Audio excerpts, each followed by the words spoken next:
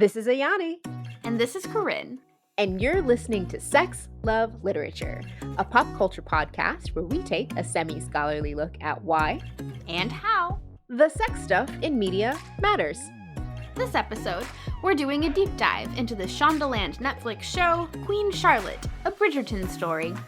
We talk about the steamy but bittersweet romance of George and Charlotte, the evolution of the inimitable Lady Danbury, and how this new Bridgerton tale makes space for the complex desires of mature women.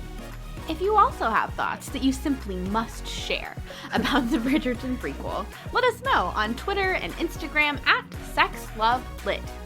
And don't forget to subscribe to SLL on Apple Podcasts, Spotify, or any of your other favorite podcast platforms. All right, let's get started. Hello, SLL listeners. Welcome to another fantastic episode of Sex, Love, Literature. As always, I hope it's fantastic. We haven't recorded it yet. It's going to be fantastic. Don't you look down on us, Corinne. You know it's going to be great. Okay. But as always, we are super excited to have you all here today to hang out with us. As you can probably tell from the episode's title, we are going to be talking about Queen Charlotte, a Bridgerton story today, which we both had a lot of surprising feelings about. Like, I don't think we thought we might do an episode about this, but then Corinne started watching it and made it clear that this was something we had to talk about. It is also, to be clear, irresponsible of me to be doing this right now because I have to send my completed dissertation to my committee in, 2 weeks? Girl, I'm not judging you. Wait, but is it really 2 weeks at this point? Holy wow. Okay, so it's literally almost the exact middle of May at May 13th that we're recording. So wow, yeah, that's... I might have a couple more days than 2 weeks. May has 31 days, right? I'm aiming for June 1st. I'm going to die. It's fine. No, that's not fine. But also, yeah, we both actually have a lot going on. Corinne has her dissertation that she needs to get to her committee. And then June is looking like it's going to be an incredible month for me, she says somewhat sarcastically. Because I'm just going to be all over the place. I think I'm traveling every weekend. And the one weekend I'm not traveling is a break between a really, really big work thing that's happening. So yeah, June's going to be a lot. However, one of the things that's exciting about June is that we're going to Seattle for the Children's Literature Association conference. So I get to see Corinne, and I haven't seen Corinne since December in person. Yeah, when I visited New Jersey before the holidays. Yeah, when we saw K-pop and stuff. So yeah, that'll be nice. We're going to hang out. We're going to be in Seattle, which I have never been to. So this is a first for me. And then Corinne told me that our friend Fee told her that there is a giant stationery store, a giant Japanese stationery store. And literally, I am now so excited to go. I'm going to spend so much money on pens. Like, I can't fucking wait. Corinne is judging me now. I'm not. I was very sad yesterday because I'm almost my Moomin notebook that I got at one of the last conferences we went to in Sweden is almost full, and Fee was like, "Well, you know where you can buy a new Moomin notebook? Let me tell you." So that's the game plan. We're gonna go spend money on stationery, but also like conference. I have to write my paper. Let's not talk about that. Okay. Instead, sorrows, prayers. But before we get into Queen Charlotte, let's do our, I don't know, is it our favorite segment? A segment that we always do and seem to like. Accurate. Which is What's Sparking Joy. What's Sparking Joy is the segment where we briefly talk about something, and briefly because we're trying to keep this episode snappy, but we'll see. Something from pop culture that we are watching, reading, or listening to that is currently sparking joy for us. So, Ayani, what is sparking joy? Ooh, that is an excellent question. So, what's sparking joy for me right now is actually a surprise bit of joy that is sparked. A little while back, Andrew and I got to see the New York premiere of Makoto Shinkai's new film, Suzume.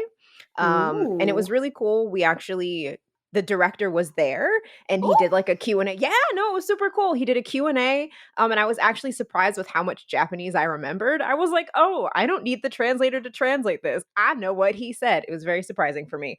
But one of the things that I came away from the film really enjoying was actually the soundtrack.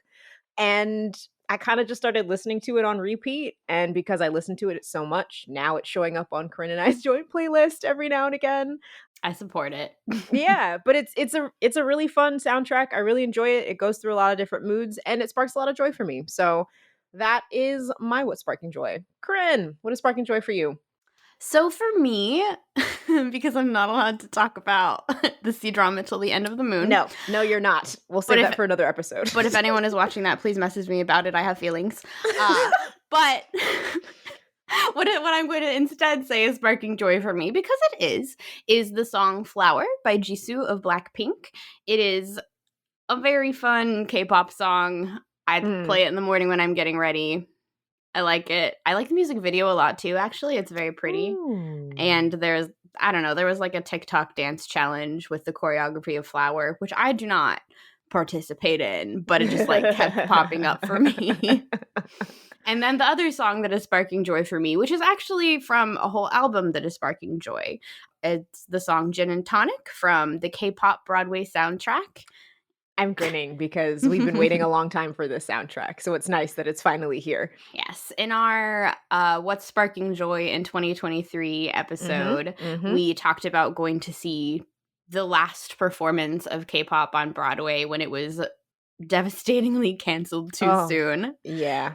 But fortunately, the original Broadway soundtrack exists in the world, and I love it, and you should listen to it, and it is now available to purchase and streaming. And my favorite song right now, I don't know, it'll probably shift as I listen to it more, but my favorite song right now is Gin and Tonic by Artemis, the girl group in the show, and Mm. very fun, highly recommend. So 2 K-pop girl group kinds of songs for What's Sparking Joy for me. Oh, well, that's excellent. There's a lot of range in our What's Sparking Joy today. And what I'll probably do is I'll actually drop a link to both the K-pop Broadway soundtrack and our What's Sparking Joy in 2023 episode in the show notes. So make sure to check those out and support I was going to say a K-drama. That's not what it was. Support a Broadway show that was fantastic and canceled way too soon. Speaking of music that we have on repeat, we have, I don't know, have we ever listened to the Bridgerton soundtracks on repeat? Is that a thing that you do? You know, Alicia Keys did a Oh, Bridgerton style version yeah. of If I Ain't Got You that showed up on my, what is it, release radar this week. So, Huh. yes. All right. So something that I should do is listen to the soundtrack from Queen Charlotte and the other Bridgerton Mhm, shows, mhm. because they do a lot of instrumentals, and I like listening to instrumentals when I'm writing. So Yeah, and a lot of it is done by the Vitamin String. No, yeah, the Vitamin String Quartet. The Vitamin String Quartet, yeah, and they're excellent. They do a lot of really great covers. I think they just released a Prince cover album, which was very good. So Yeah, but anyway, our segue, which somehow turned into a topic, is segueing us into the topic proper of today's show, which is Queen Charlotte, a Bridgerton story. So, Yay! for those of you unfamiliar, a little context. Queen Charlotte, a Bridgerton story is a prequel to the 2 Bridgerton series that have dropped on Netflix. Mhm, Uh, mhm, it provides largely the backstory for Charlotte and for Lady Danbury, with a little bit of Violet. It flashes mm. back and forth between the past and present, so we have like the flashback Queen Charlotte King George romance happening, and then sort of these women thinking back on their lives. So Mhm, mhm. from Wikipedia, where, all the best summaries are. The spin-off miniseries revolving around Queen Charlotte consists of 2 plot lines. One in the present of Bridgerton, beginning in 1817, with the death of the royal heir Princess Charlotte, an event that causes the Queen to pressure her children to marry and produce another royal heir. The other begins in 1761 with Charlotte meeting and marrying King George. The past storyline explores the king and queen's marriage and his mental illness. And something that is interesting about this show is that it is not actually based on a book from the Hmm, Bridgerton series. that is So interesting. yeah, so the series 1 and series 2 about Daphne and Kate, I think her name is, are based on books by romance author Julia Quinn. This show stems more from the Bridgerton series because Shonda Mhm, Rhimes, the show's producer, because this Bridgerton series came out of Shondaland, was like, you know what we mhm. should do? A prequel about Charlotte because she's great. So this comes more from the mind of the television genius Shonda Rhimes, and Julia Quinn I think just released a book that is instead based on the series as Oh, opposed to the other interesting. way around. Very interesting. Hmm. I'm curious about kind of the multimedia tie-in aspect of Y- Bridgerton, but Yeah, and how much they like go together or don't. So I'll let you yeah. give the character rundown, but I think it's an interest. I'm not going to read the book because I don't want to, but No, I will not be reading the book either, actually.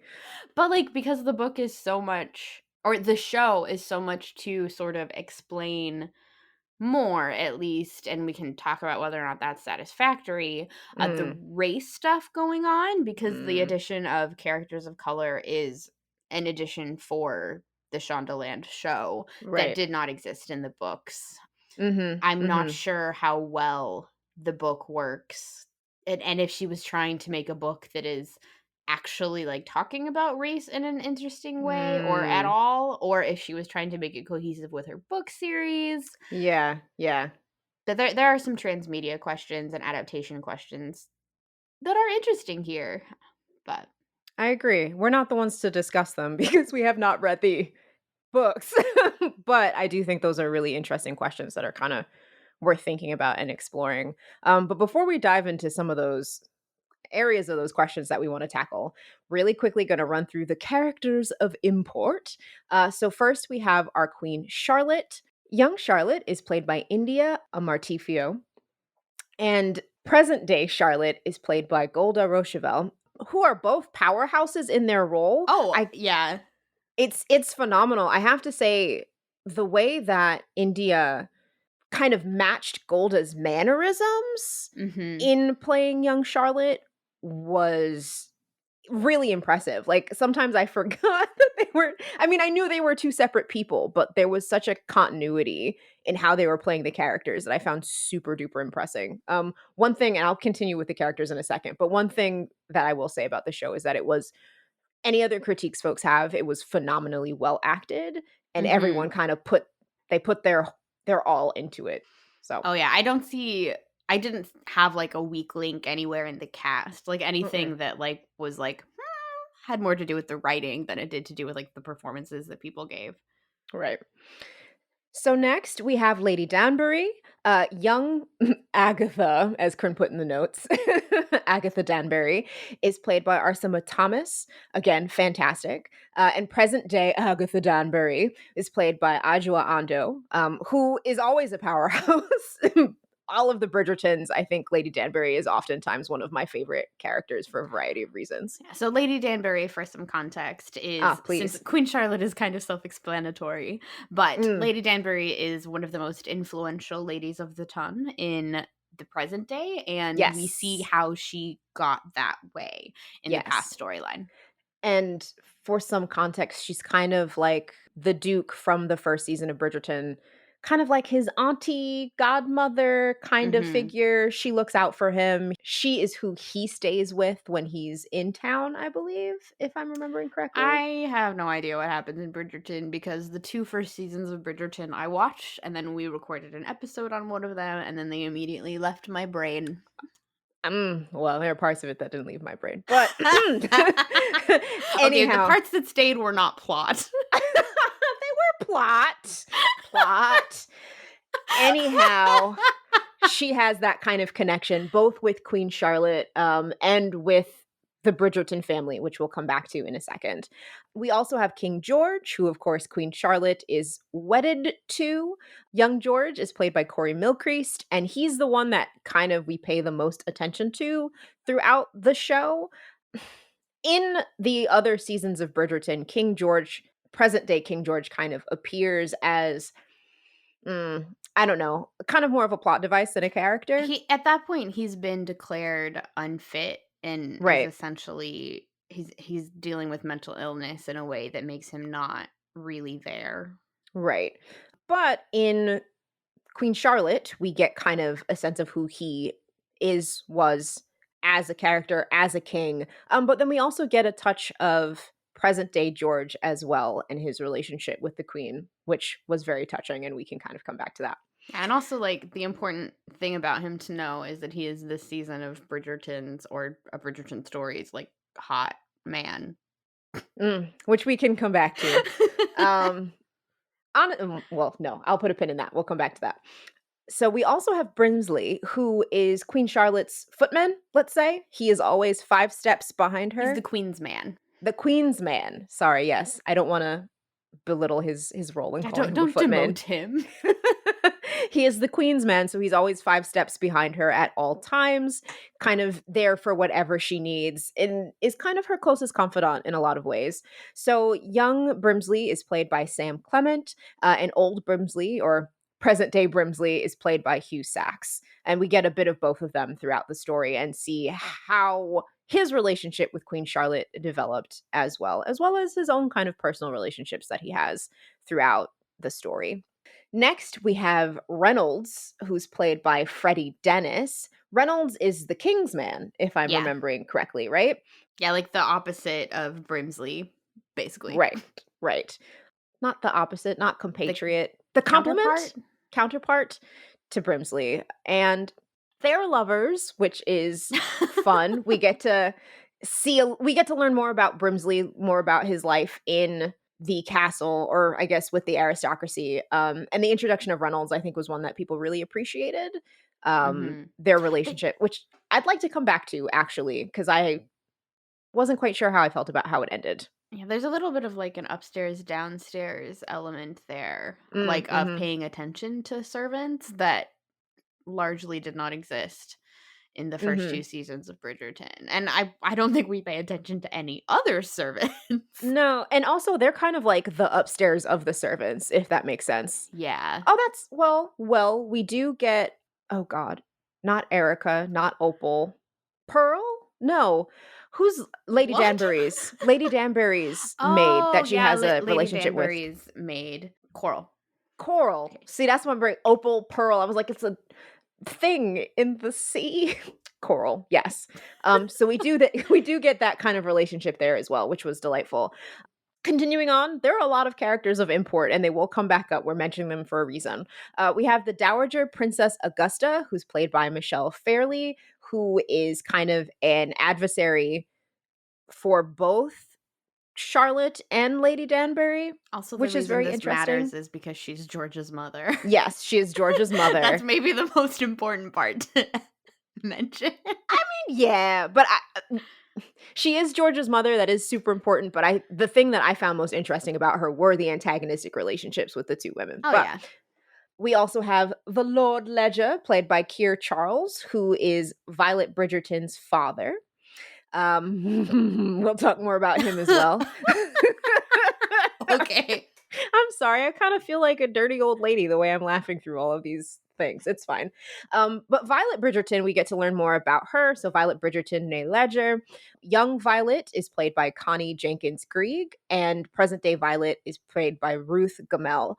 And we get to learn more about Violet in a way that I truly really appreciate, because I think I've always Mhm. kind of liked Violet Bridgerton as a character. And something we're going to talk about is the fact that we now have, later in the show, is the fact that we now have 3 older women that are the focus of this season rather than the 17 and the 19-year-olds and all of the young folks, and how that kind Mhm. of shifts almost the tone or the kind of things that Bridgerton as a show is interested in, Yeah, they which I think have is super fascinating. I wrote this, I think, later on our outline, but they Yeah. have in this series, and this series in part exists to give Charlotte and Lady Danbury and Violet. I don't know why I have to call Lady Danbury, but I do. Yeah, Uh, no, I felt weird calling her Agatha.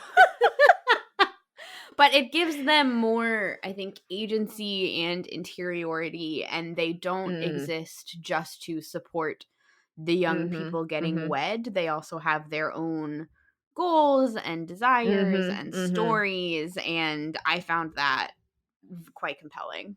No, I 100% agree. It was actually that that made us really wanna record on Bridgerton, or excuse me, on Queen Charlotte: A Bridgerton Story.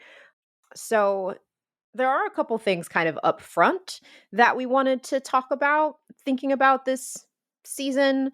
Of course, this is sex love literature, so we'll get to the sexy stuff and the love stuff that's gonna come. But one of the things that we did kind of wanna call out is that this show is not without its missteps, if that makes Mhm. sense. It's not without its flaws. No show is perfect, right? I'm not expecting the show to be perfect, but one of the things that felt kind of clumsy and was a critique of the earlier seasons of Bridgerton as well is the way that race is kind of handled, and I'm putting quotes around, like, race relations are handled, in Mhm. part, and I think we talked about this in our it's kind of fun, we have a lot of episodes now to reference, but I think we talked about this a little bit in our 2 episodes that thought about Regency romance, right? There's always kind of Mhm. when you're reading Regency romance, the kind of specter, the existence of colonialism, British colonial practices is always there, it always exists. Oh, yeah, I mean, the thing that funds these rich people's lifestyle is the slave trade and the extraction of resources from the colonies. Right. So Like, the that's just the question deal. no, yeah, it's the truth. It's the truth of the matter.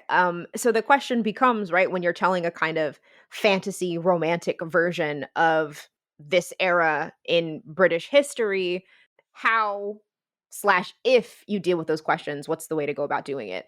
And I this might be kind of a controversial take, but for me, I was totally fine with just having people of color in the Bridgerton world. You didn't have to address it for me. I was just like, everyone looks pretty, everyone's hot, and having sexy times and it's all good. But in the Oh, first yeah, it's season, the Brandy Cinderella style. right, exactly. But in the first season when Lady Danbury was pretty much like, love solved racism. I was like, no, why are we even bringing this Well, and up? specifically the love between Charlotte and George solved Right. And racism.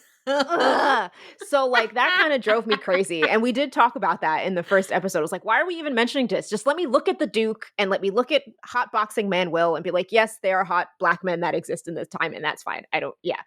But I think you said perhaps responding to critiques. It felt, because I think one of the primary critiques of the first season of Bridgerton was the sort of hand waviness of this explanation for Mm-hmm. having aristocracy members or members of the ton of color, Mm-hmm. was that, like, that didn't cut it, Shonda. Right. And it feels like in this season, in this show, she's like, well, I will tell you more about it and that will make it better. And I don't know if it made it better or if it made it worse or it just made it more complicated. Yeah, I think if anything, I'm just kind of more frustrated, if that makes sense, because it's like not half-heartedly, but it feels like she's trying to address these very large, big issues, but that's not what the story is actually invested in, right? That's Mhm. that's not what we care about, you know? I did find, for example, Lady Danbury trying to figure out how the title of her husband would roll over. Well, for Yeah, some so yeah. context oh, yeah. So for some context, one of the things that the Dowager Princess does is that to Yeah, so when Charlotte shows up, she's more black right, than than they they thought she expected. would be. She's got more blood than they thought, right? And to kind of legitimize her blackness, let's say, what the Dowager Princess does is invite or make the black members of the community into they give them official titles of lord and lady. But Mhm. there is no concrete rules then written about how that title is gonna be passed down, if Yeah, that title is they gonna be keep passed calling down. it the great experiment. Right. Yeah. So I did find kind of like the nuts and bolts of it interesting, but it felt very much like, oh, what are we gonna do about the blacks in a show that's not really interested in race relations, right? That's not Mhm. what Bridgerton is about. Bridgerton is about hot people being hot. To quote Mav or to paraphrase Mav, about hot people being hot together in fancy clothes. Yeah, You he know was what I he mean? was one of the guests on our Regency romance episode. Friend of the show. So I don't know. I don't know. I felt like it didn't feel necessary, and it just felt like, mm. I mean, I think the sum of how I feel about it is that it was complicated. My feelings about it were complicated because, like, Mhm. I would honestly, I think I'm in Aoni's camp here, and that I would rather just not address it at all because any attempt to address it then makes me ask too many questions. Right, and I think that's the problem Like because there are these black people now hanging out with the ton, but also, are they also getting their money from the slave trade? Because that makes me uncomfortable. right, or is it that they're doing colonial business in India, which is where Kate and her family came from, but were wealthy. Like, it just It it real pulls history it is pulls at the messy. fantasy of it a little too Right. much. Right. Yeah, I think that's the way to put it. So, I mean, there is a bigger question that we are not going to answer on this show of, like, what does it mean to have a fantasy version of a real historical time period that was terrible for a lot of people? That's a big question, you know? Mhm. Am I gonna stop watching Bridgerton? Probably not.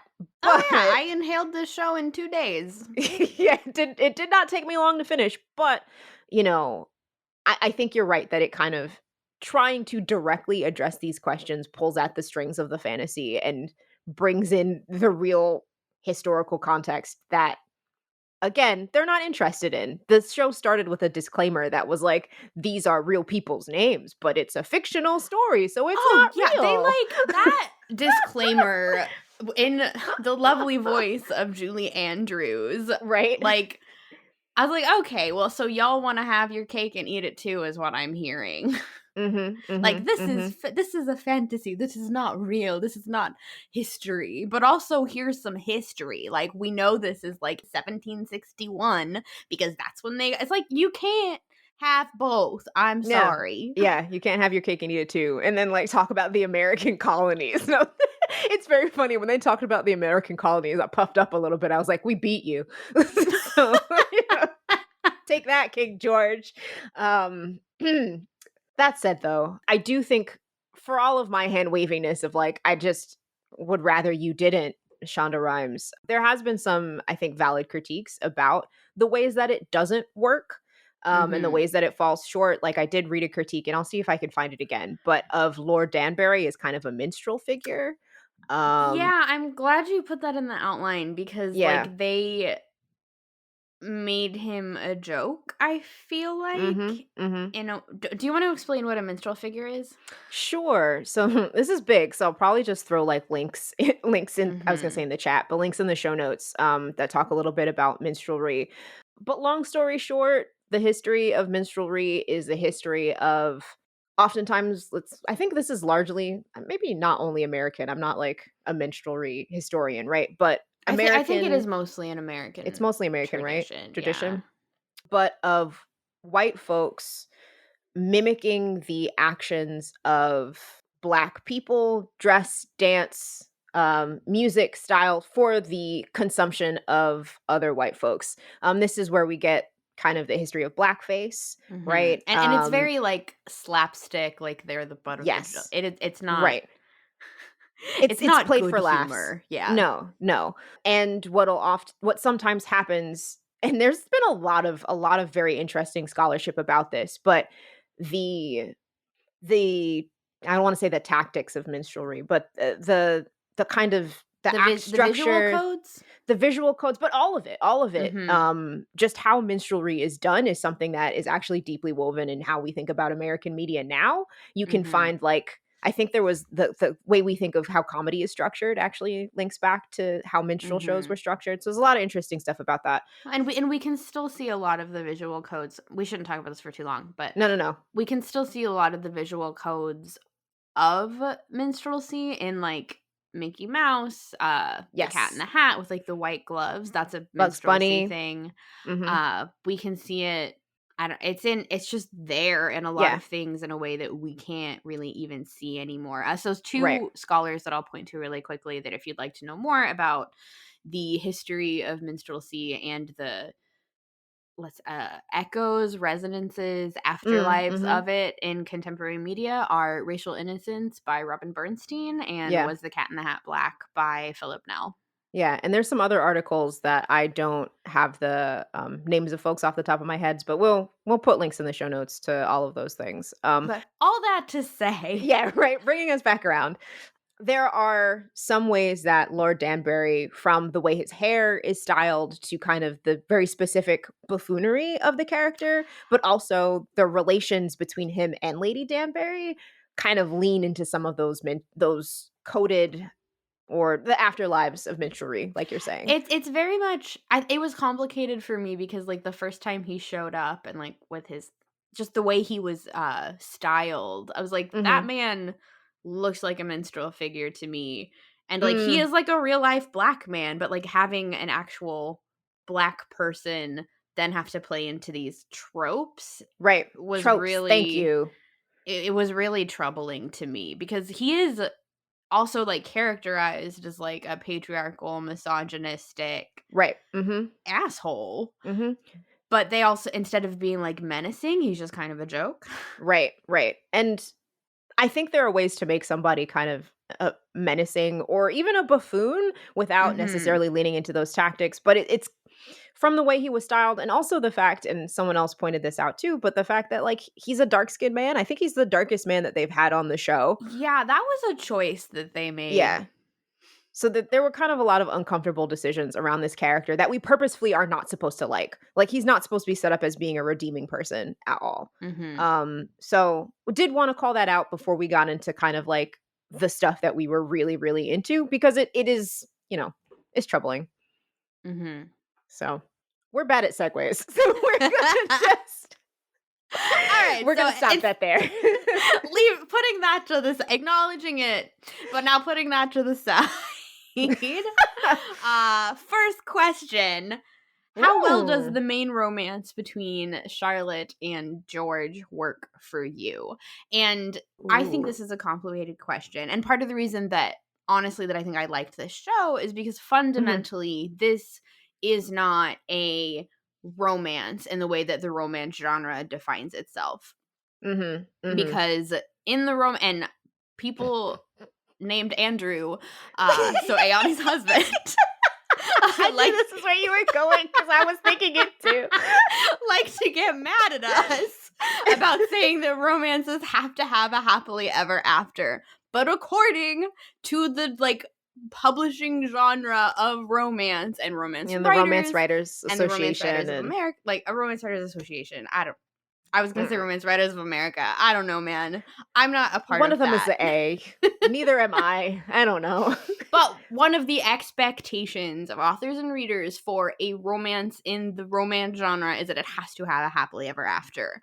But we know because we've seen the future, Mhm. we're all Mhm. clairvoyant here, that that Charlotte and King George's ending is not necessarily a happy one. At the best case, it's bittersweet. Mhm. So Mhm. the way that Linda Holmes of NPR's Pop Culture Happy Hour described it was like, Patriot state of the show. do you like Bridgerton, but do you want to be more of a bummer?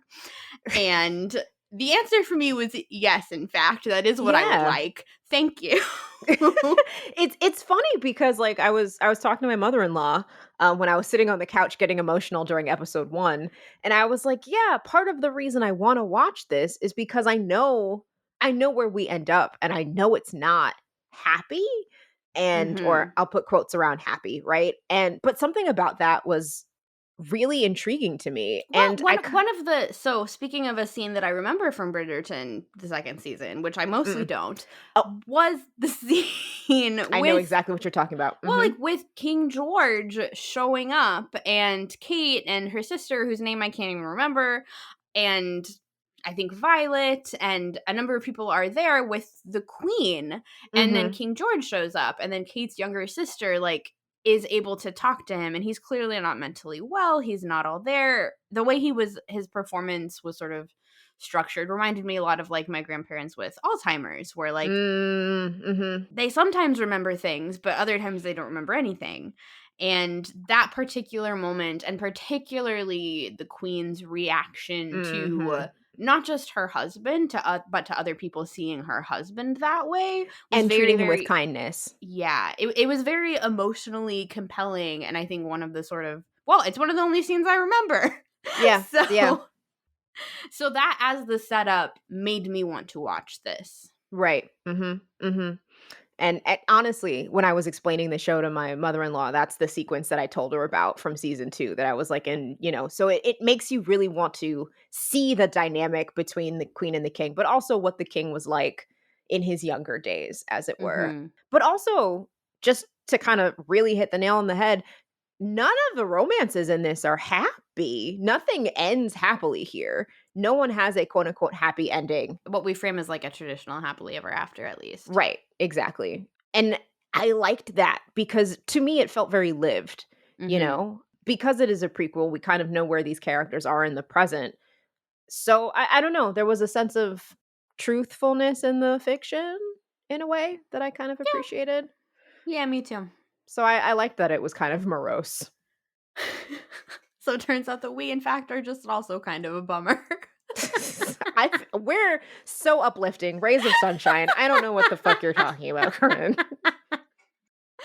Okay. So another reason that this romance I think worked well for me Mm, was the way it was playing with some of the tropes, because I liked the way it was doing the arranged marriage setup, which was mm. very different than the other two Bridgerton stories. Also, all of the hate sex that George and Charlotte had was very funny and sexy and also confusing, but Well, at some point, I think it transformed from hate oh yeah. sex into I hate you less sex to maybe I actually kind of love you sex.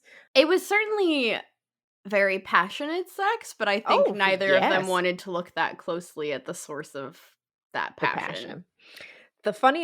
One of the funniest thinking about the sex, right? One of the funniest sequences for me is when Queen Charlotte is complaining to Lady Danbury about how much she hates the king and how much he gets on her nerves and how terrible he is. And then Lady Danbury is like, "Oh, and I bet the sex is terrible." And she's like, "Mhm, it's so bad." She's such a liar. Well, it's so that is I think one of the things that is very interesting is the contrast between Charlotte and George's relationship Mhm, and mhm, young Lady Danbury and Lord Danbury's relationship, because mhm, Charlotte and mhm, George are clearly extremely hot for each other, even if mhm. they haven't figured all the other stuff out yet. He's And very good with buttons, I don't understand how she would not be, you know? but with at the first sex scene of the show was with Lord Danbury and Lady Danbury, and it is awful. Yeah, that was actually one thing I could have used less of, actually, is the terrible Lord and Lady Danbury sex, like, I got It it. was very much the, like, this is a marital obligation. I have to have sex with my husband when he asks me to, and I will just, smile and think of England. Yeah, I'll Or stare at the ceiling.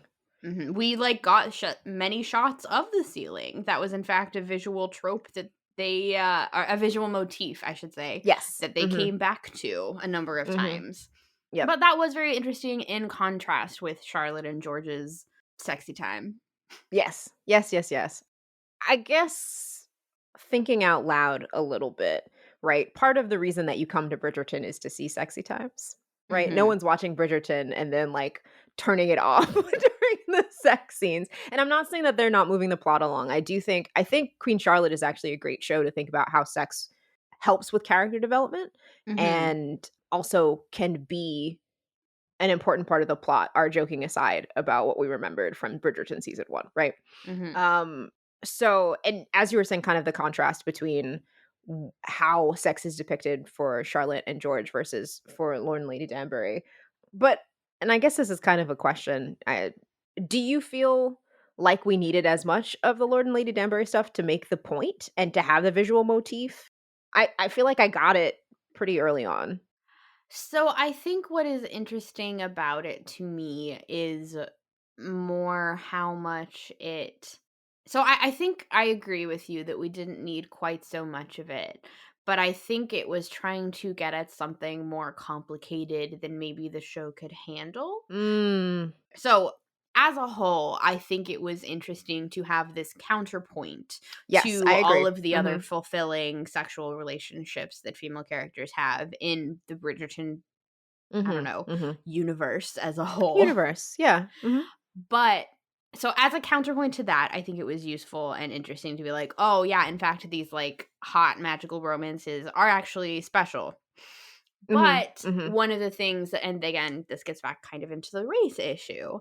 Every time that the Ton would do a racism to Lord Danbury when he tried to, like, exert the privileges of his new rank and it, like, didn't work, he'd be like, "Well, I'm now going to go home and have sex with my wife." So it was Mhm. very much alluding to it as, like, a kind of domination in a Mm. way that I Mhm. think That's a good point. in a way that I don't know that it looked closely enough at for Mm. me. Mhm. Mhm. Mhm. No, I think that's an excellent point. I'm just and we don't have to stay on this for much longer because I think there are other interesting things to talk about, but I kind of wonder what other ways we could have gotten that without being in the bedroom. Because I think that also plays into kind of his buffoonery in a way, but Mhm. also kind of, as you were saying, setting him up as this kind of domineering figure. I don't know. I'm just wondering if there are other ways it could have been done that could have been perhaps equally or more effective. Well, and I think that is then again very complicated because it is not shown as like abuse or as sexual assault. It is Mhm. unpleasant, and Lady Danbury does not like it and would prefer No. for it not to happen, and is in fact looking forward to his death. Mhm. But it's the framing of it, I think, is complicated, and I Yeah. don't know that it quite works. Mhm. Mhm. No, that's fair. She's very good at putting on, like, a brave face and being like, "Well, this is what I'm doing, and he will be dead soon, I hope, and then I can move on." Which she does. But I wanna come back to Charlotte and George before we Okay. move on to before we move on to Lady Danbury because I have feelings.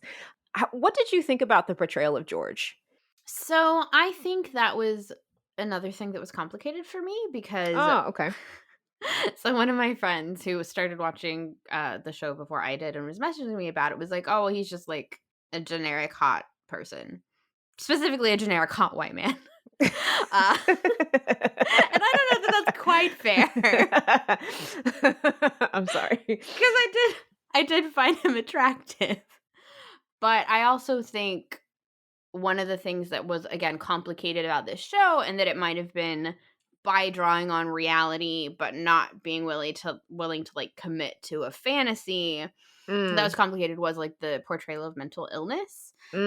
mhm, mhm. Because they never really said what it was or, Right. like, were Mhm. clear about what it was, and part of that is because, like, historically, people are in disagreement about what it Right. was that was wrong Mhm. with, quote, unquote, "Mad King George." And it is also true that the way that disabled people were treated in that Mhm. time period was horrendous, Mhm. and Mhm. Mhm. we haven't fixed the way we treat disability in No. society, but we at least don't send them to, like, the madhouse anymore. Mhm. Mhm. So, I Mhm. think it was complicated in that it was, like, using that hmm, it was using that, like, system and that, like, Mhm. the larger machinery of that without necessarily engaging with it in a meaningful way, and then Yeah. again, not, like, committing to a specific mental illness and having, like, a mix of I think I read someone it was, like, a mix of just, like, anxiety, but with, Right. like, something else much worse. Right. Mhm. Mhm. What did you think? Yeah. I mean, I largely agree with your interpretation. Um, it's it's always interesting, I think, and I use interesting in all of the layered ways that you can mean interesting, when disability is used as a dramatic plot point, Mhm. right? Because we know where he kind of ends up, but we're not quite sure how he got there and what that kind of was. Well, you know what? I guess in my head, I think looping back to what you said beforehand, it did feel a lot like Alzheimer's to me, the way that he was presented, the way King George was presented in kind of previous seasons. And Alzheimer's is its own kind of thing with its own kind of baggage and its own kind of sense of loss, if that makes sense. So I Mhm. was curious in watching this season how it would be depicted, how quickly the onset would be, and all that kind of stuff. So I don't know. I think I was a little confused by the different elements of perhaps different mental health disorders that they kind of put together. Yeah, so I think another part of our confusion here might also be genre expectations, Yeah. because it is not that people with mental illness can't have romance, because they No, no, no, certainly no. can.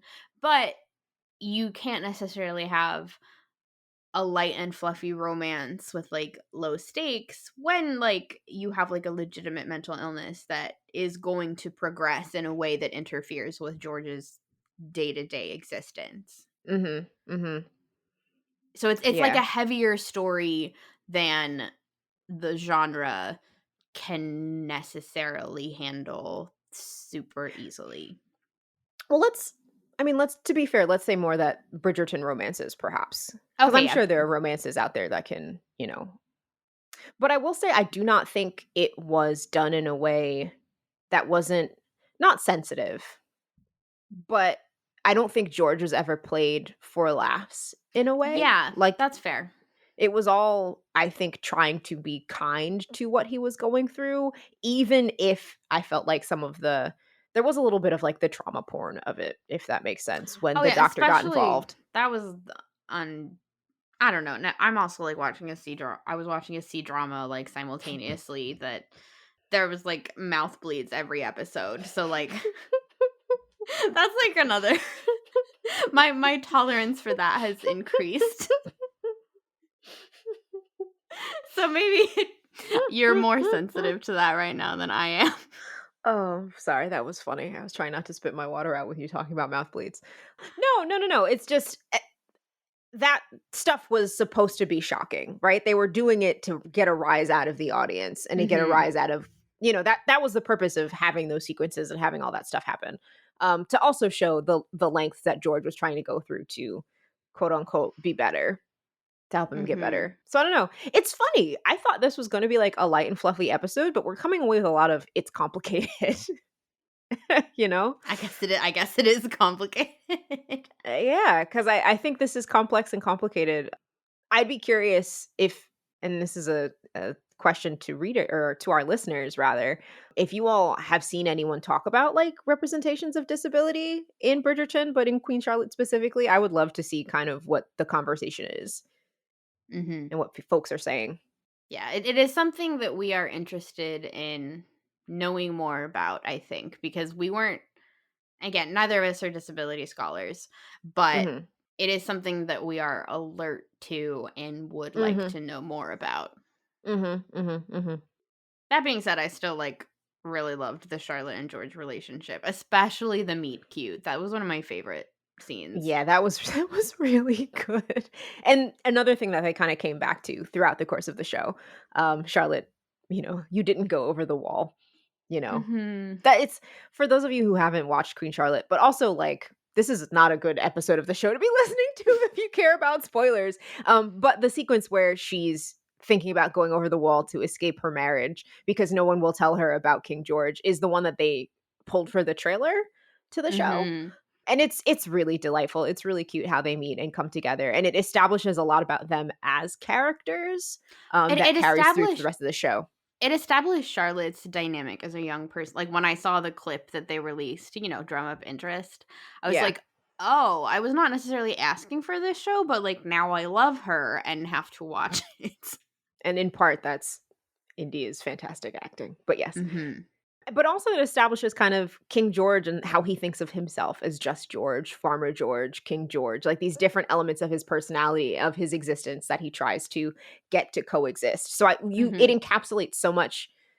Honestly, I think, yeah, I agree with you. I think it's one of the more artful sequences in the show because it encapsulates so much about them as characters, sets up so much for the show to come, but also lays so many breadcrumbs for what their relationship is going to be like. Mhm. Yeah, I So, think the other sort of signature scene we should at least mention, even if I don't have much to say about it except that I liked it, is like the scene that exists in every season of Bridgerton that is basically the male lead being like, I love you desperately. I can't live without you. Oh, that was sad, that scene. I think I shed a tear.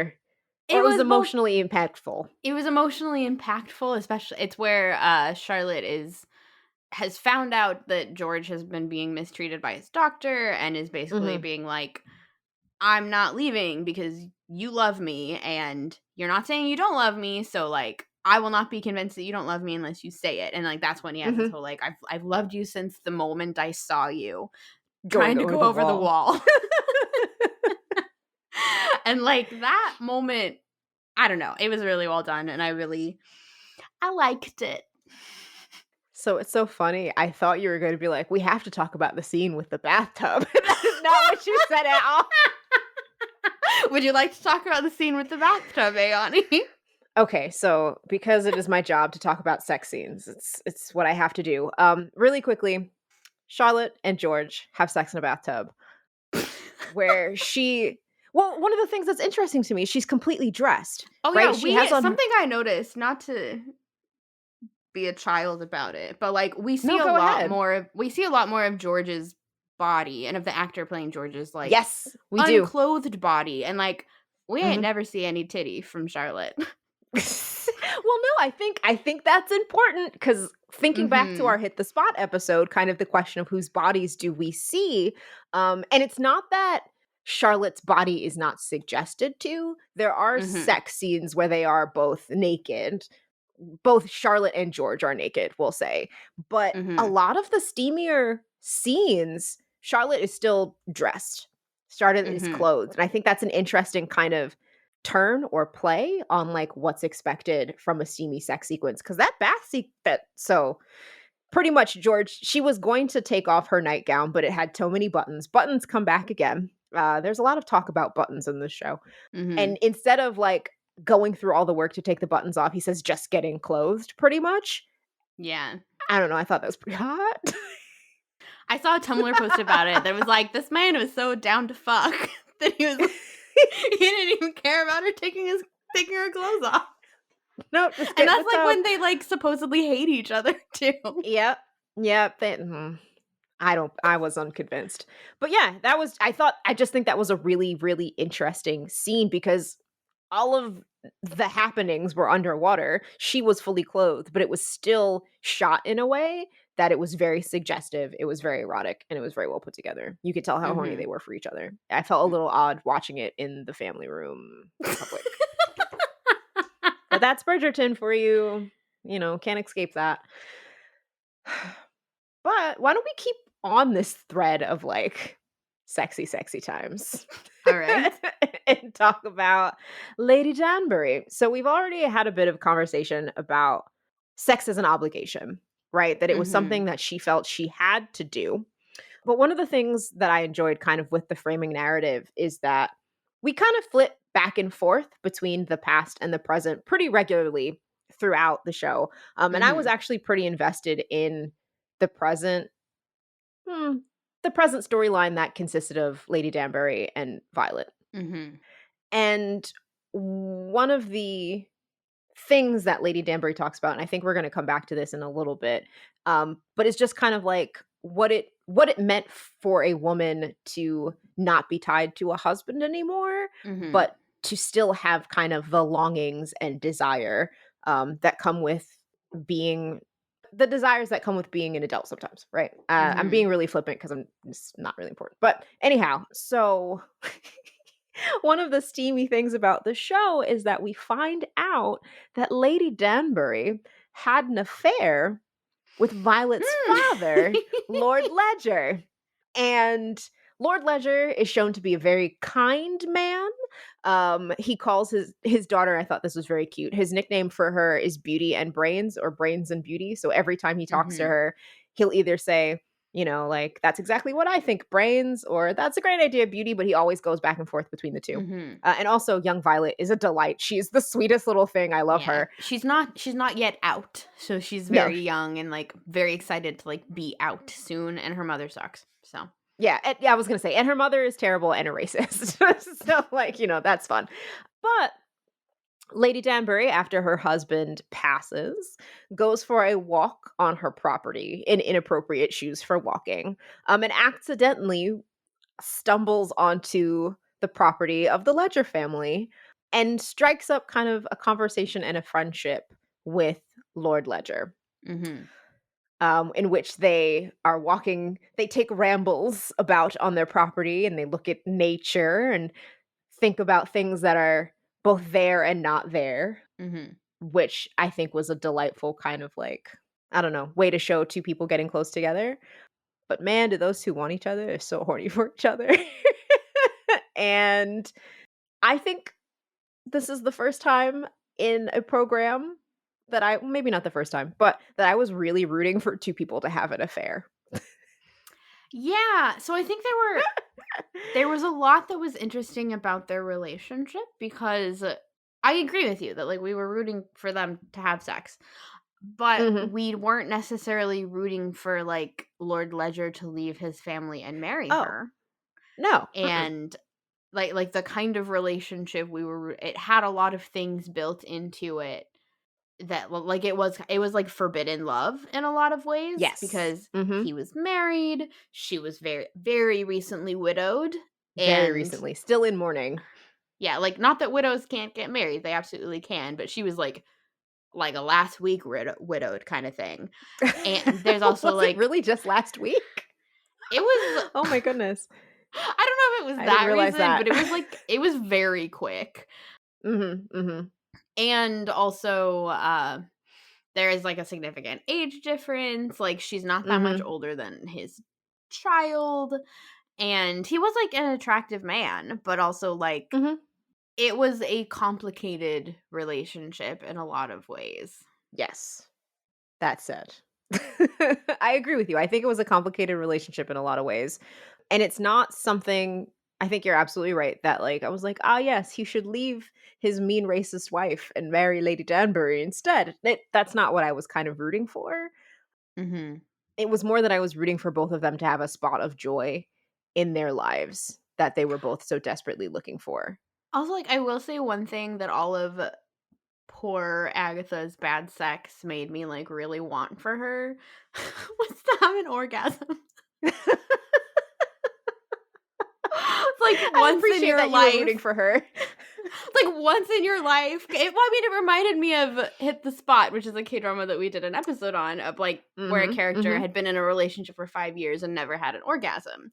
And, like, mhm, it mhm. would be very believable to me to, like, despite having 4 children and much horrible sex with Lord Danbury, that she had never had an orgasm before, at least with Oh, yeah, no, I'd him. assume so. So I I would just, like, assume really so, yeah. wanted that for her, and I'm really glad that happened. Yeah. So Anyway, that's the things that I want for characters now. it's for them to have orgasms. You heard it here first, folks. Well, okay. So I know there's one part of this that I want to talk about, but I wanted to ask what you thought about. I mean, obviously, we're happy that she had an orgasm, but what did you think about their sex scene? So I liked it more than I expected. Hmm. That was a weird sentence. But, like, I appreciate, and I think this actually kind of goes back to that what we're going to talk about next. So it's not going Mm-hmm. back to, it's looking forward a little bit to, like, the idea that people of all ages can have sex and can have, like, Mm-hmm. sexy Mm-hmm. sex and sexy satisfying Mm-hmm. sex because again, Lord Ledger is a more mature gentleman, and Yes. he does not have, like, the same body of young King George or of the Duke Mm-hmm. or of whoever who is normally, like, the male lead, but, like, Agatha has just as good of a time with him as any of the other, like, more conventional lead romantic pairings of the shows, and I Mm-hmm. appreciated that they sort of, like, shot that scene in just as much of a, like, sexy the Yes. word I wanna use here is respectful, which is a weird word to use, Hmm. but, like, in comparison to, like, the stuff with Lord Danbury where, like, it was a joke, Ah, yes. it was a Okay. much more, like, sexy and, like, respecting the idea that mature people who are, like, older than 20 Right. can also, like, have sexy sex. Right, right, right, right. It's funny because I don't think respectful is quite the word that you're looking for, but I maybe that don't it think took it seriously. yeah, that's a better word. Yeah, respectful's not the word I would use, but, no, No, I think that's great. I think Like, it was a great point. respectful specifically in opposition to, like, the disrespectful way that Yeah. Yeah, yeah, everything yeah. with Lord Danbury was framed. Mhm, mhm, mhm, and we also had the ceiling come back as a motif, which interestingly so L Lady Danbury and Lord Ledger start out kind of in missionary position, but then when she's looking up at the ceiling, she's like, "No, I can't do this anymore," and she's like, "Why don't we switch it up a little bit?" And then she gets on top, which oddly reminded me a little bit of Game of Thrones in the Mm, 1st season where, the Khaleesi and Khal Drogo are having their sexual relationships, which are terrible and bad. But as a way to kind of gain some control over the situation, she moves from a position of being dominated to kind of being on top.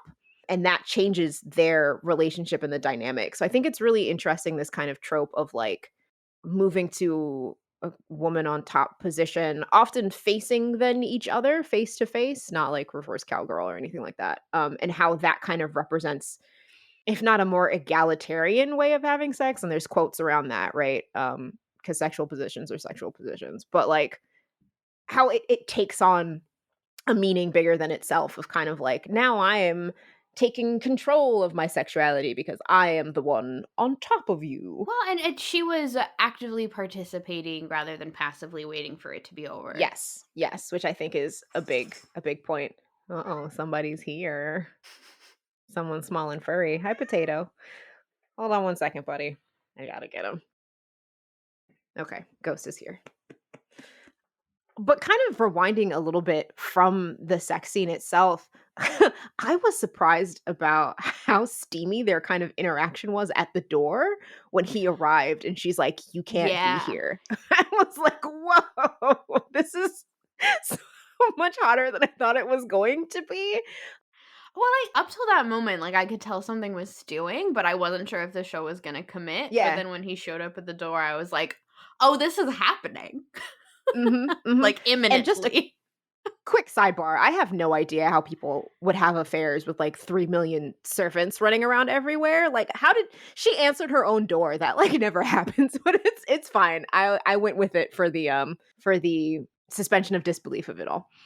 Mhm. But they kind of have this, as I alluded to, this kind of running commentary about, like, when you are in nature, while part of it is enjoying the things that you see, part of it is also enjoying the things that you can't see, the things that were in the past, the things that are to come. So, like, what the bush will look like in the fullness of summer, or the owls that perhaps were there last winter. So, they have this kind of running commentary about like taking in all of nature. And Mhm. then they turn that on its head during this kind of conversation at the door, where I think I texted you quotes as Oh, I was yeah. listening to the conversation. But to paraphrase, it was pretty much like, I'm not here, so no one will see me, so it's not a problem. So you should let me in because Mhm. we need to have the sexy times. That was a terrible paraphrase. It was so much better in the show, but I thought it was just such a clever way of playing on the conversations that they were having together as they were building their Well, relationship. yeah, they had an intellectual connection as well. Yes, yes, yes, yes. And it was so good. Like, I kind of want to go back and watch that scene again. I should have watched it again before recording so I could have the quotes in front of me. But it was so good. It was so good. So to kind of sum up young Lady Danbury's romance and then shift into our last pressing topic of the day, Mhm. something that I do think worked really well, one of the most effective things from this show for me was seeing how Lady Danbury became like the Mhm. strong single lady that she is in, like, present day Bridgerton, Mhm, mhm.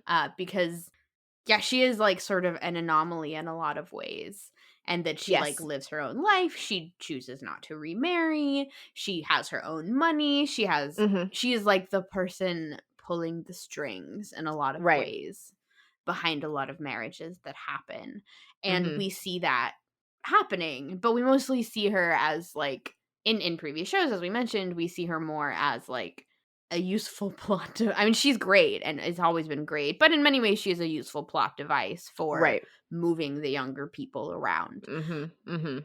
But one of the things that we really liked about this show, to speak for both of us, I guess, It's is true, though. the way that it acknowledged and engaged with the sexual and romantic lives of mature women, and Mhm, mhm, specifically here, Lady Danbury and Violet and Queen Charlotte in the mhm, mhm, present, mhm, and that mhm. it took them very seriously. Yep, it did, it did. One of the heartbreaking sequences in this show is when Violet is at the church, because it is her late husband's birthday, and then she and Lady Danbury kind of have an exchange about what it means to pretty much what it means to love and lose, right? Mhm, That while there's a bit of a misunderstanding because Lady Danbury says that she's fortunate for feeling the way that she feels, they kind of clean that up, and Lady Danbury is saying, like, it's fortunate that you loved someone so much that on their birthday you miss them this much.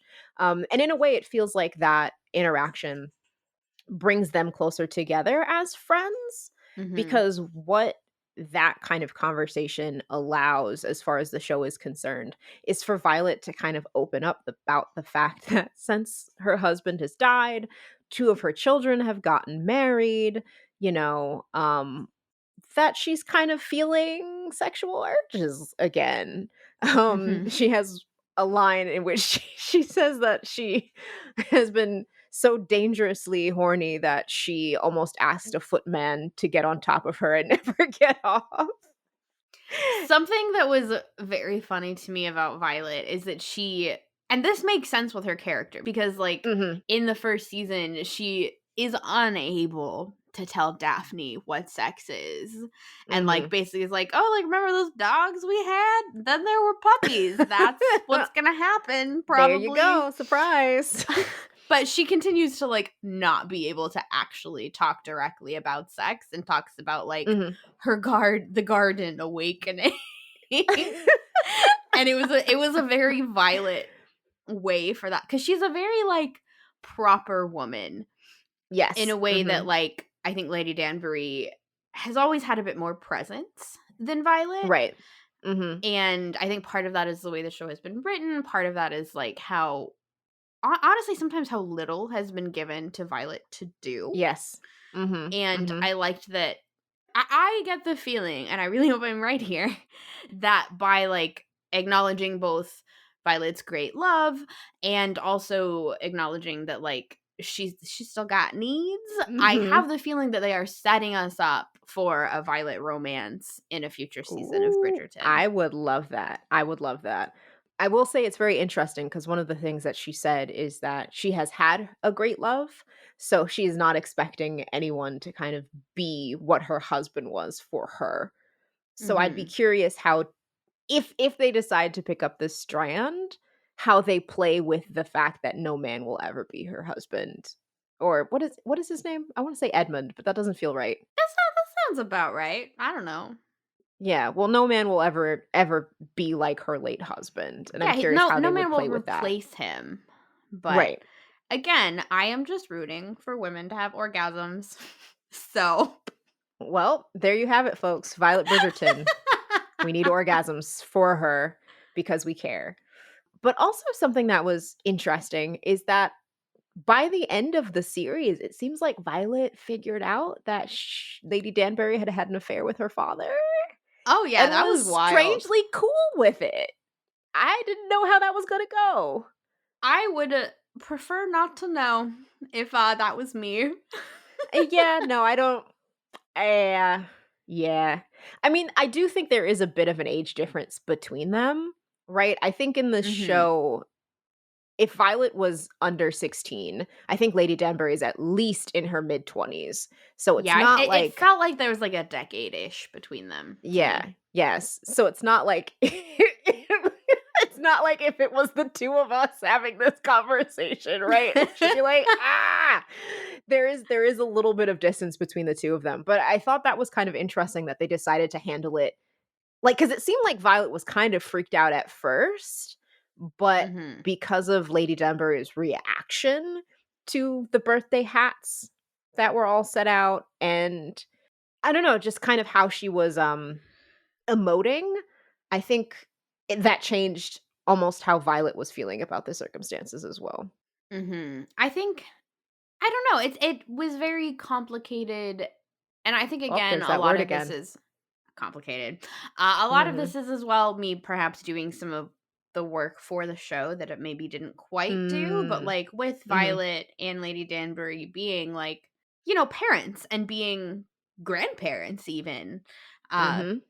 and thinking back to their parents and, like, Mhm. like, the way that Mhm. Violet expected and knew about her father when she was 15 or however old she was versus what Right. she might learn about him now that she's in her, I don't know, 40s, 50s? 40s, maybe? I don't know. I'm not quite sure. I don't But, know. because Anthony is pretty old. Like, her oldest son is, like, an Yeah, a but she was adult also probably man. pretty young when she got married. Yeah, but if So, he's in his, like, 20s or his, like, late 20s and even if she was 16 when she had him, she's at least in no, her that's mid true. to late 40s. Yeah, yeah, yeah. Um, Mhm. anyway, there's some quick age math, and I'm sure there is, like, a canonical age that she is that we just don't know. So, sorry about that. But, like, Dramatic shrug. the way that you sort of, I think, have to see your parents as fuller people, even if they're no longer with Mm. you Mhm. when you are Mhm. also an Mhm. adult and sort of process that information. And, Yeah. like, it didn't ever really show her processing, like, perhaps, unsavory facts about her mother. Right. Yes. Mhm. Because I mean, part of the reason that we weren't mad about the affair as viewers is because her mother sucked. Yeah, she was terrible. And was really mean to little Charlotte or mean to little Violet also. So, like, Mhm. she's just not a nice lady. I think it was interestingly done on the show, and I kind of like that it was left still a little bit ambiguous. Right. Mhm. Mhm. Yeah, I think the ambiguity in this regard was useful or helpful. I'd be curious Mhm. if they come back and explore it more in future seasons, but we'll see. One thing thinking about romantic and sexual lives of mature people that I wanted to come back to was Brimsley. So, Yeah, let's talk about Brimsley and Reynolds. yeah, so I think a lot of people really enjoyed the Brimsley Reynolds storyline and how they managed to build this relationship with each other. Mhm. Quick Uh context, again, oh, go ahead. Brimsley is the queen's main manservant, Reynolds is the king's main manservant, and Right. they're in a relationship, as it's the first, like, time that the show really, like, commits to a queer relationship Mhm. as a Mhm. storyline, Mhm. and by the show, I Yeah, mean the Bridgerton universe, right. and it's not necessarily the main focus of the season, but it is, like, a sort of, like, consistent counterpoint to it. But Yes. also, again, is then left, which I think you're about to say, ambiguous in the present. Yeah, yeah. The reason that we feel like there's this kind of ambiguity is the season ends with Charlotte and George holding a ball at their home estate at In the Buckingham past. House, right? In the Mhm. past, yes. And one of the ways that they transition from the past story to the present story is they show Brimsley and Reynolds sharing a dance. But then it transitions to Brimsley kind of dancing alone. Yeah, as a older man. And there's also an earlier conversation where Charlotte, in the present day, asks Brimsley if he ever married or had a family. And Brimsley has the comment of, who could live this kind of life with me, so to Yeah, like, speak. where would I find, like, love for a lifetime? Yes, yes. So there is this kind of ambiguous ending that we don't know what happens to Reynolds. We don't know if Reynolds is just always with the king in his chambers, though I don't think we never see Reynolds again, even though we go back to the king's chambers. at the end of the story to have a moment between him and Charlotte. So while I enjoyed kind of their relationship, it felt a little quote unquote bury your gaze in a way. Yeah. So I agree with you. I do like that. I liked their dynamic in the past for the most part. I did. Mhm. Because their main problem wasn't like, oh no, we're gay, we have to keep it a secret. It was, oh Right. no, we cannot get the king and queen to fucking sleep together. What can we do about it? And then also poor Reynolds when he realized that the doctor was torturing the king but couldn't really do anything about it. So, Yeah. So mhm. I liked that part. So one of the things and one of the ways that this sort of fantasy didn't always sit quite right for me was Mm. because, like, oh, if we're going to have a fantasy of racial equality, why can we not just also have a fantasy of like queer people being in relationships being just fine? Like Yeah, being happy. Mhm. if we're going to be in fantasy land, commit. You know? I don't know. Yeah.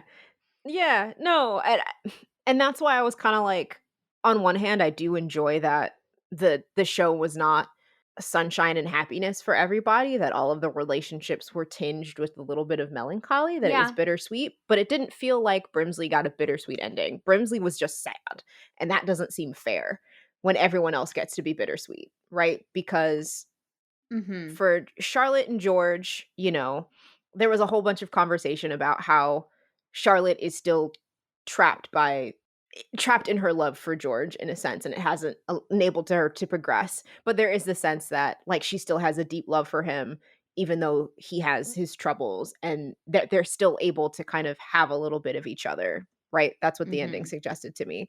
Yeah. Lady Danbury had her wild torrid affair, she says kind of jokingly, with Lord Ledger. Well, Violet, and it though, seems like with her that she probably had more yes, sexual relationships with other men. Like it right, didn't stop there. That was the beginning. right. And then on top of that, she is very happy with her place as a woman who is unmarried, who is widowed. She never wanted to be married again because she's, I don't know, in control of her own destiny. Right. Mhm. Violet had her great love. It's the potential that that's opening back up for her, that there might be another man in her future. But Brimsley is the only one who, like, his great love is gone and he is sad and he follows Queen Charlotte around. And that just doesn't feel fair to me. It's not bittersweet. It's just sad. Yeah. I don't disagree with you. I didn't expect you to. Yeah. So, it would have I was hoping that it would be something that perhaps there is more strains on their relationship now. Maybe he doesn't get to see Reynolds as much because Reynolds is always with the king, because the king is just always in Buckingham House because, that's where they keep him because they have to keep an eye on him. But that he's just not there anymore, and we don't get any explanation about why, and no kind of closure about their relationship. Just, I don't know, it left a little bit of a sour taste in my mouth. I do wonder if they might be trying to set up a sequel to the prequel by leaving some That's strings open. sequel to the prequel. Oh, you said that, it just made me tired. Okay, fair, but what I would like to see, this is such a basic thing to want to see, but I'd love to see Violet's story when she marries her husband. Hmm. It's not at the top of my list, but if they were like, "Surprise, it's coming out in 3 months," I would watch it. I'd The watch only it. reason that I would watch it is because I liked young Violet so much. Yeah, no, she's delightful. She was really delightful. So, we'll see. We'll see. I think the next season 3 is Colin, right? Who I'm not that interested in, actually. He's kind of annoying to me. I think that Penelope deserves better. I'm team Penelope deserves better. So I don't disagree. I don't disagree. I think she does deserve better. Colin is bleh. see, the problem, okay, this is a tangent and we should wrap this up. Okay, But the yeah, I can problem end with with my hot take. all right, but the problem for me with the main Bridgerton series after the first one is they keep having these fucking Bridgerton brothers that sucked in previous seasons, so I am not rooting for them. I am not rooting for them at all. Well, I think that's a great time for my hot take, is that I think that Anthony is hotter than King George. But I Oh, that is a think hot take. yeah, it's just my take. Though I will say I was watching a IMDb interview when we were looking up how to pronounce people's names, and the actor himself is pretty attractive in that interview. And I was like, why do they make you look less hot when you're the king? It's fine. But I personally was so entertained by how horny Anthony was for Kate. It was like sniffing her air. I think that's the best fucking Bridgerton thing ever. He was like, she walked by. I was like, he's just Okay. it was just so fucking hilarious to me. I was like, this man is so horny for her. It's great. So I just perhaps I'm just not as invested in Colin in that way. If he was sniffing Penelope's air, I'd be like, no, bro, this is weird. You're weird. I don't like it. So I don't know. So We'll see. I liked We'll him see. in the first season of Bridgerton, and then I didn't like him in the second season of Bridgerton, and now he can go Mm-mm. suck it. So whatever. Anyhow, I'm still we're gonna both gonna watch it. it. Yeah, I don't know right. why I'm pretending like I'm definitely still gonna watch it. But all right, so if you too like Bridgerton when it's kind of a bummer, or if you don't, you can let us know. Find us on Instagram and Twitter at SexLoveLit. We'd love to know what you think. And please leave us a review, a 5-star review. That would be great. Yes, please. But it is also very helpful if you leave like a review with words, particularly on Apple Podcasts, because that sort of, to use again Mav's words in the way that he always uses them on Vox Podcast, that gooses the algorithm so that more viewers can find us. Yep, which is nice because the more people can hear about our hot takes about Bridgerton and how horny everybody is, which we know is what you're really here for. So to wrap us up really quickly, what do we have coming up in the future for Sex Love We Literature? have a very fun episode coming up on the Netflix show Sex Education, for which we will have a very special guest, Michelle Meek, who is the author of a recent book on consent in American teen film. Very exciting. Definitely in our wheelhouse. Looking forward to that. To have 2 consent scholars on the podcast at the same time. Amazing. So looking forward to that. I think we keep pushing back the episode on the female gaze, but I do think it is important and it's something that we really do want to have a conversation about. Corinne is making a face. No, we will do it. My defense has to, like, we have to do research for that one, and like a girl has to defend. So yes. And there's someone we'd want to come on that show who recently got a new job, and we want to let her get a little settled before we're like, okay, do some work with us on this podcast. So that's one that we do definitely have coming down the pike. And also, if Corinne needs a break, then I'm probably going to ask Andrew to come on and do a Makoto Shinkai episode with me so we can talk about Suzume, we can talk about his favorite film, Your Name, as well as some others. So that's kind of what we have on the back burner, but we'll see what happens. We get and hold on, super important. The 3rd season of Hulu's The Great has started. So we are obviously going to be doing an episode about that. Obviously, The Great was our first episode, so we have to keep going back to it. It's the rules. We did 1 episode on season 1, 2 episodes on season 2. Will we do 3 episodes on season 3? We will not. But okay, thank you. It's like that's a lot of editing, actually. But we'll at least do 1. Oh, girl, you gave me a mini heart attack there.